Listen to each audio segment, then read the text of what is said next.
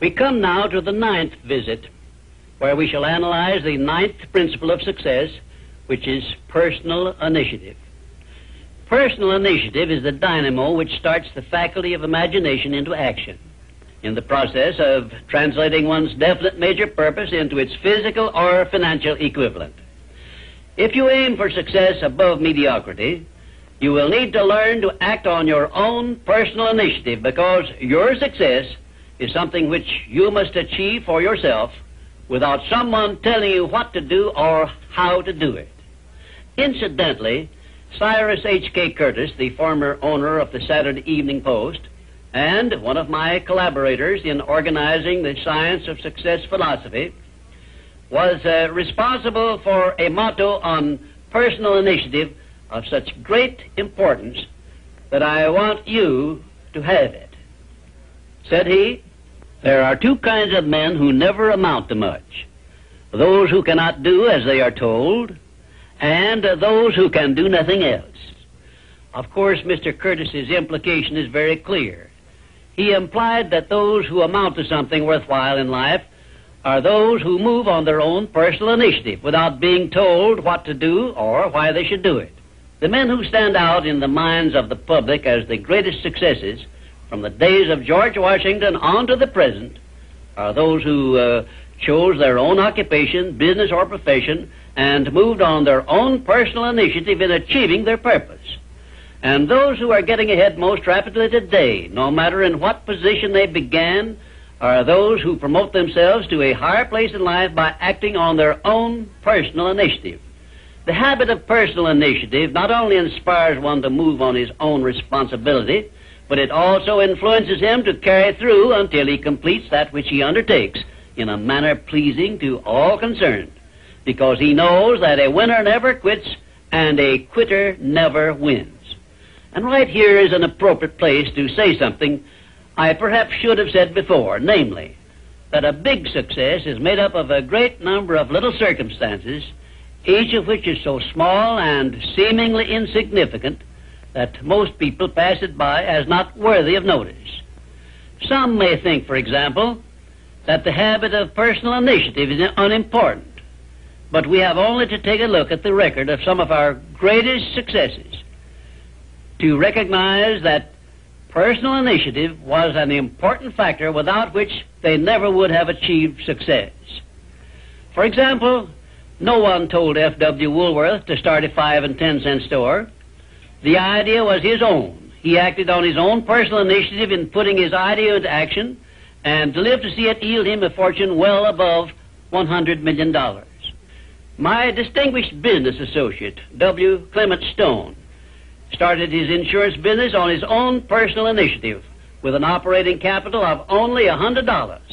But he followed through on that same personal initiative and made his humble beginning yield an annual gross income of many millions of dollars. And it was that same habit of acting on his own personal initiative, of doing the thing he wanted to do, which inspired Mr. Stone to join forces with me in taking the Science of Success philosophy to millions of people throughout the world, an undertaking which it is believed may help more people to find their places in the world than has any other influence during the past 100 years. The habit of personal initiative was the chief trait which helped Henry J. Kaiser to build a great industrial empire and raise himself to a high position in the industrial world. It was this trait of personal initiative which inspired Mr. Kaiser to pile up such an enormous record in the building of ships during World War II, despite the fact that he had never built ships before. One day when I was lecturing to one of my classes, I mentioned Henry J. Kaiser's wonderful record in building ships more cheaply and quickly than experienced shipbuilders had been able to do, when one of my students spoke up and said, Mr. Kaiser's having been a friend of Jesse Jones of the Federal Reserve Bank did not hurt his chances of success any, did it? Well, for a moment it looked as if that question had placed me on a spot. But I soon recovered my composure and came back with this reply: no, his knowing Mr. Jones did not hurt his chances, but think of the thousands of industrialists, many of whom may also have known Mr. Jones, but did not use their personal initiative in getting his financial help. Personal initiative is one quality which inspires one to form friendships and to make contacts with people who can be of aid to them in times of need. It was my personal initiative which influenced Andrew Carnegie to give me an opportunity to organize the Science of Success philosophy. I now wish to give you an outline of the more important attributes of the person who has sufficient personal initiative to give him leadership in his chosen occupation. 1. First of all, the person who follows the habit of personal initiative has a definite major purpose in life and a plan for its attainment. 2. And a mastermind alliance with those whose help is essential in achieving his major purpose. 3. He has the necessary persistence and the will to win to carry him along when the going is hard and he meets with obstacles. 4. He makes decisions promptly when he has the necessary facts on which to base them and changes them slowly, if at all. 5. He follows the habit of doing more than he is paid for, and he does so in a pleasing, positive mental attitude. 6. He accepts full responsibility for everything he undertakes and never passes the buck when things go wrong. 7. He can take friendly criticism without resentment because he has learned to profit by it. 8. He knows what the 9 basic motives are which inspire all human endeavors and never requests anyone to do anything for him without giving that person an adequate motive for doing so. 9. He never expresses an opinion about anything unless he has thought the subject through and is prepared to state how he came by his opinion. 10. He follows the habit of listening much and talking only when he has something to say which may benefit himself or others. 11. He has a well-developed sense of observation of small details and knows his job from the smallest detail to the greatest. 12. He never tells anyone to do anything without suggesting why it should be done and how it may be done best. 13. He follows the habit of concentrating his full attention on one thing at a time. 14. His mental attitude is positive at all times when he is in communication with other people. 15. If you ask him a question, he will give you a direct answer, even if he has to tell you he does not know the correct answer. 16. Last, but perhaps most important of all, he never puts off until tomorrow that which should have been done last week, because he knows that the habit of procrastination is near the top of the list of the causes of failure. If you can rate OK on each of these 16 traits of personal initiative, you are a leader in your field of endeavor.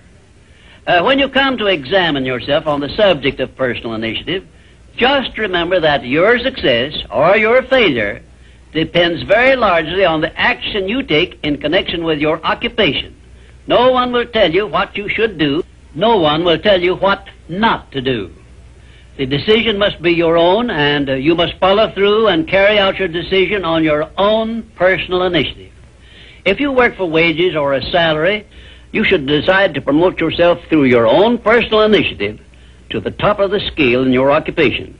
And remember that your promotion is entirely in your hands. In my previous visits, I have given you a blueprint of the steps you should take in promoting yourself to whatever station in life you desire. Now, let me give you a brief review of 8 principles we have covered previously. 1. Definiteness of purpose. By now you should know what you want most from life, and you should have a plan for getting it. Here is the most important circumstance of your whole life where you must move on your own personal initiative because no one else can tell you what you should want most. 2. The mastermind principle. If you have not already formed a friendly alliance with those who can help you in attaining your major purpose in life, you should move on your own personal initiative and form this alliance at once. 3. Going the extra mile. This is a must if your major purpose is anything above mediocrity. 4. Applied faith. This is the principle which gives you power in carrying out your definite major purpose and all minor purposes. 5. A pleasing personality is an asset of priceless value, and it too is something you must acquire through your personal initiative. 6. Self-discipline. The 6th principle of success is also something you acquire through your personal initiative. 7. A positive mental attitude, which is the most important of the 12 great riches of life, is also the product of your own personal initiative. 8. Enthusiasm is a state of mind which only you can generate through your personal initiative. You see, therefore, that personal initiative enters into every one of the success principles. And now, until our next visit, may I remind you that there are two types of people who never amount to anything. Those who will not do what they are told, and those who will do nothing else.